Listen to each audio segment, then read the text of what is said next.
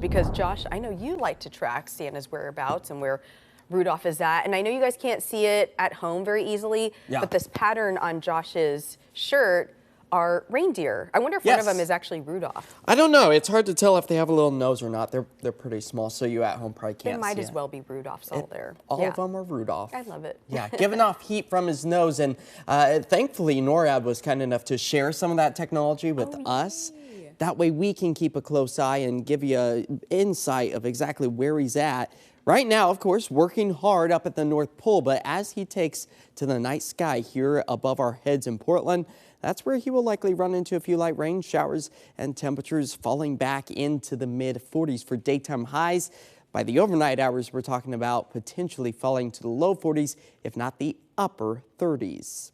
But we are dry tonight, so Rudolph likely not going to be making any test runs over the city this evening as far as his fog practice goes, as the holiday lights still shine bright over our city. Fog ever so slightly starting to develop just at the surface over downtown as we take a live look from Vancouver, all thanks to our Hotel Indigo Kirkland Tower camera. Falling back into the upper 30s, the cloud coverage and patchy fog will likely take us well into the early morning time frame, where we expect to slide back into the mid 30s as our skies continue to clear above the patchy fog in some areas, still holding on to a few lingering snow flurries up in elevation as the coastline also deals with just a little bit of that fog and marine layer. But you can see the beneficial snow that we have been lacking over the high terrain once again finding its way above about 3,000 feet. Likely what we got on the ground today will stay there as our temperatures continue to sit below freezing at 23 degrees right now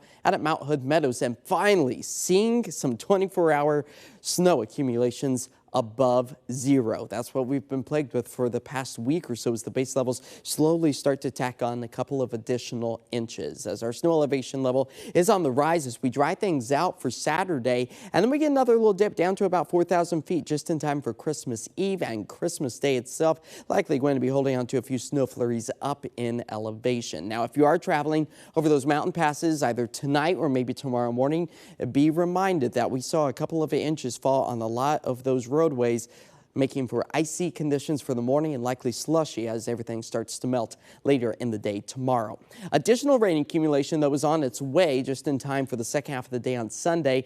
The I-5 corridor, the Willamette Valley, picking up a couple of 1/100ths of an inch to maybe a 1/10 of an inch. But here it is all timed out the next several days with our future casts. Increasing clouds tonight with that fog layer. I do believe we'll see just a little bit of sunshine during the afternoon hours, but that won't help us to warm up any greater than the mid-40s. That's normal for this time of year. But then we start to see those prefrontal clouds move their way back on shore, and there's the brunt of the front. It moves through during the afternoon and evening hours on Christmas Eve as the snow gets underway once again over the Cascades. Now, your under the tree forecast puts us with just a few light rain showers, temperatures in the mid-40s, sunset at 4:31 on Christmas Eve. So make sure you're going to bed early enough for Santa to pay you a visit. Tonight, we fall back to about 36, patchy fog in some areas. Tomorrow, a little bit more sunshine, 46 for your afternoon high. It will feel cooler than what we've been accustomed to as of late, but our 7-day forecast does show that the wet weather starts to ramp back up again. Second half of the day, Sunday, Christmas Day, could potentially have some heavier downpours at times. And then for the first day of Kwanzaa, this upcoming Tuesday, still holding on to just a few light rain showers that takes us all the way into the end of next week. Oh my gosh, the new year is almost here. Already. All right, Josh, thank you. Hey, let's get to Brenda with a look at what's ahead.